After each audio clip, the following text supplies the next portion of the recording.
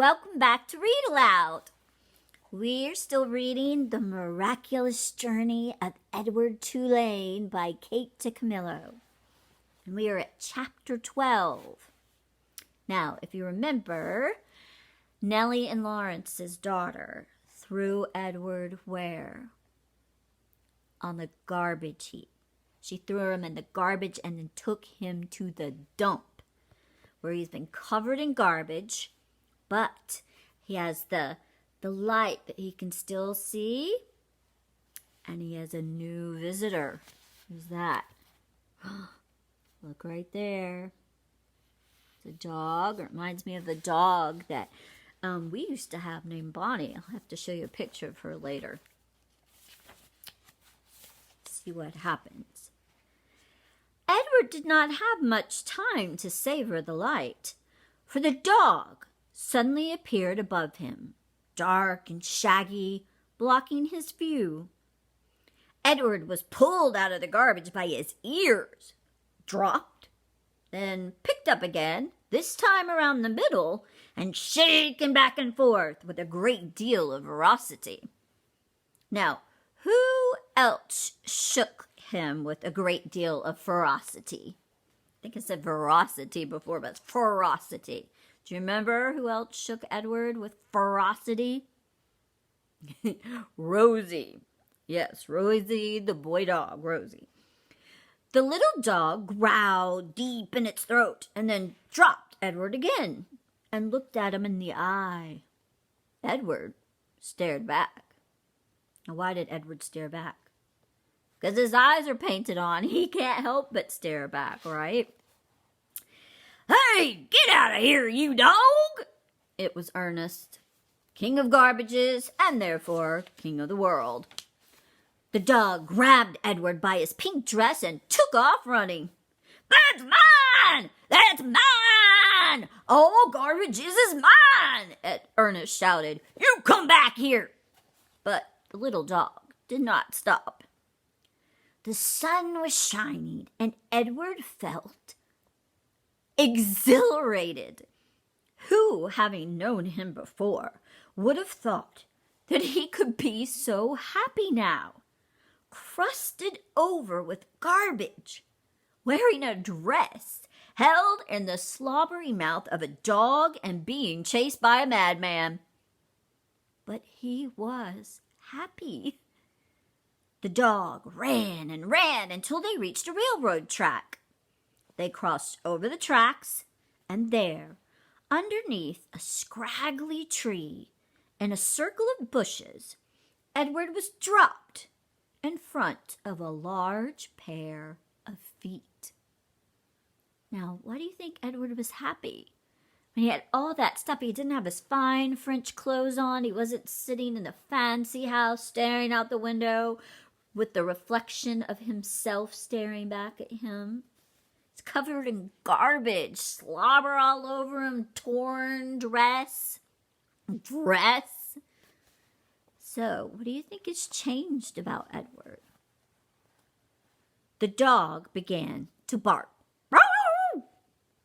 Edward looked up and saw that the feet were attached to an enormous man with a long, dark beard. What's this, Lucy? Said the man. He bent and picked up Edward. He held him firmly around the middle. Lucy, said the man, I know how much you enjoy rabbit pie. Lucy barked. Yes, I know. Rabbit pie is a true delight, one of the pleasures of our existence. Lucy let out a hopeful and what we have here, what you have so graciously delivered to me, is definitely a rabbit, but the best chef in the world would be hard-pressed to make him into a pie. Lucy growled.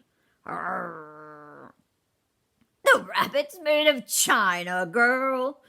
The man held Edward closer to him. They looked each other in the eye. You are made of china, aren't you, Malone? He gave Edward a playful shake. "You are some child's toy, am I right?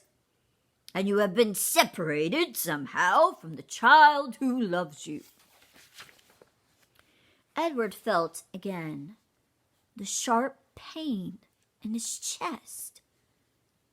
He thought of Abilene.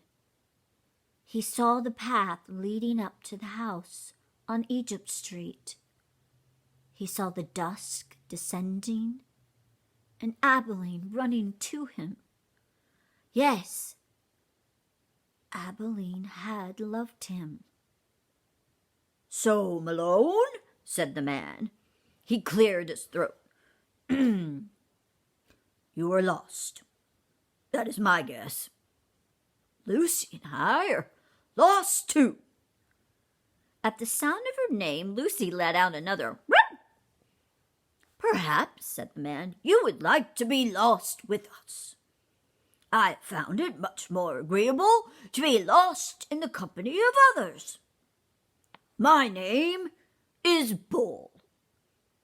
Lucy, as you may have surmised, is my dog. Would you care to join us?" Bull waited for a moment, staring at Edward, and then with his hand still firm around Edward's waist, the man reached one enormous finger up and touched Edward's head from behind. He pushed it so that it looked as if Edward were nodding his head in agreement. "Look, Lucy, he is saying yes," said Bull. "Malone has agreed to travel with us. Isn't that swell?" Lucy danced around Bull's feet, wagging her tail and barking. And so it was that Edward took to the road with a hobo and his dog. So, do you know what a hobo is? A hobo is someone who travels, who doesn't have a home.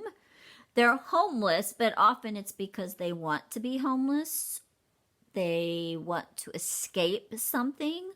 Sometimes they can't help it. They have mental issues, but often it was because they just didn't like the life they were in and felt like they couldn't handle it.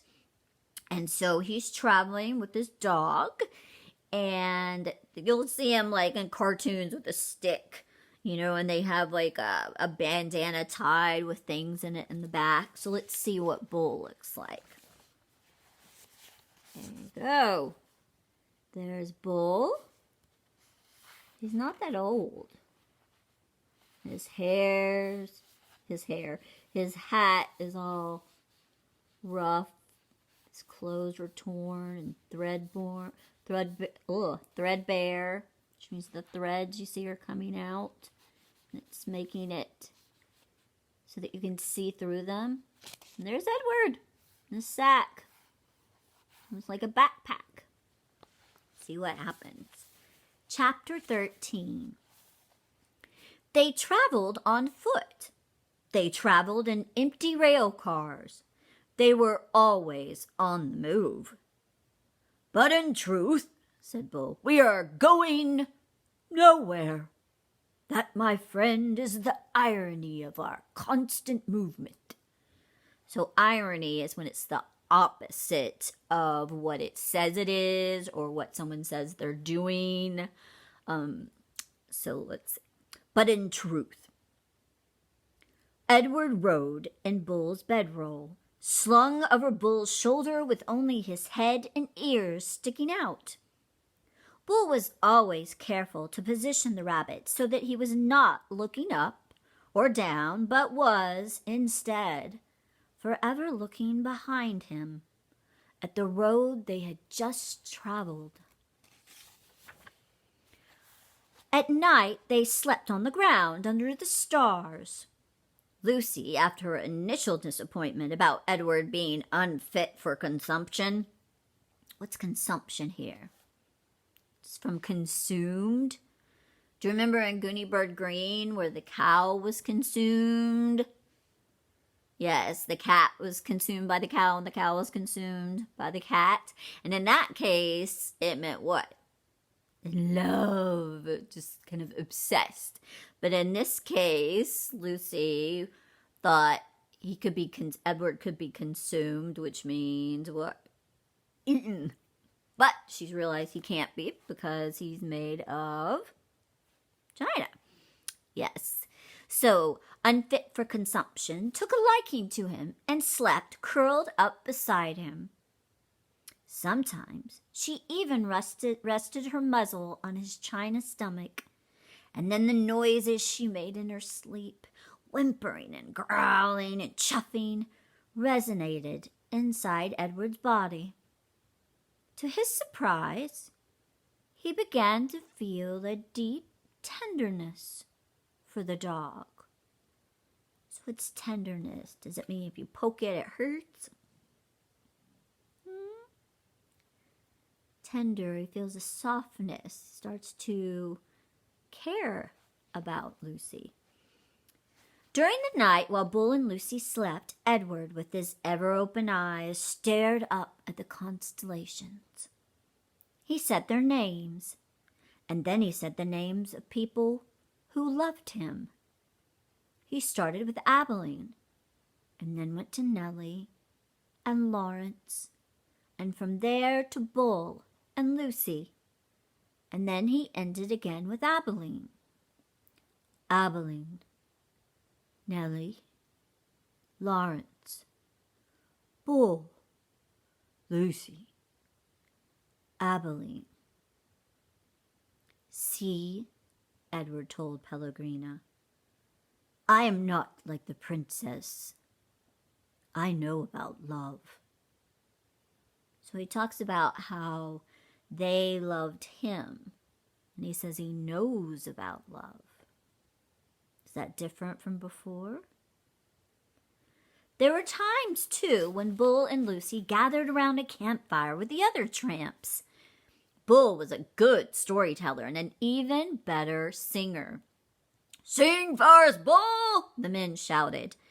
Bull sat with Lucy, leaning against his leg, and Edward balanced on his right knee, and he sang from somewhere deep inside himself. Just as Edward could feel Lucy's whimpers and growls resonate through his body at night, he could also feel the deep, sad sound of Bull's songs move through him. Edward loved it when Bull sang. Here's a picture of it. So there's Bull, and he's singing, and Edward's sitting on his knee. There's Lucy. Edward's still wearing what? The dress. Does it look quite the same as it did before?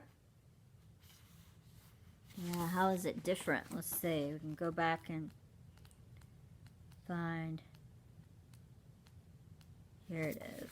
Look how nice it looked before, when Nellie first made it, and now look at him. Kind of tattered. And he was grateful, too, for Bull for sensing that a dress was not the right kind of clothing for Edward. Malone, said Bull one night, it's not my desire to offend you, or to comment negatively on your choice of garb, but I'm forced to tell you that you stick out like a sore thumb in that princess dress.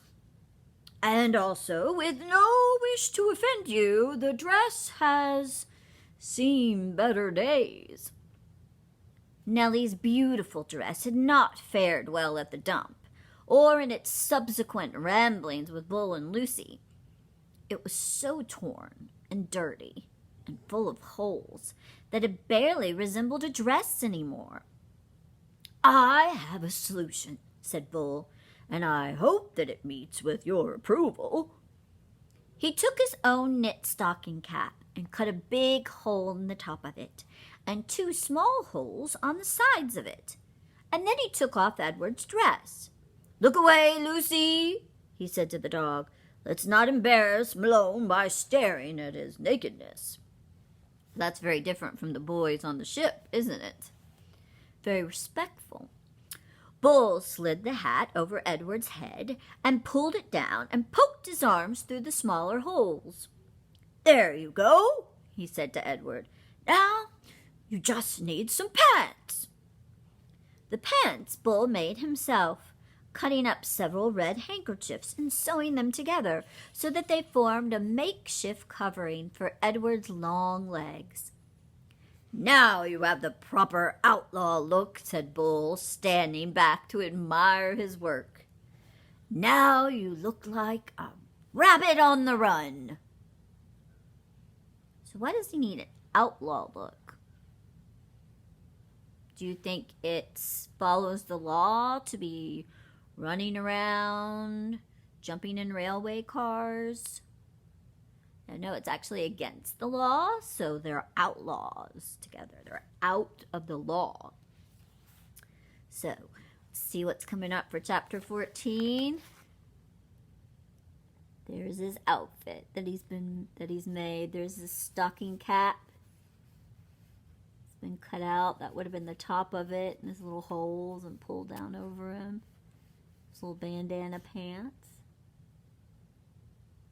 Looks kind of sweet in that picture, though, doesn't he? So, see what happens tomorrow with Edward, Bull, and Malone on the run. Dun, dun, dun. Bye, guys.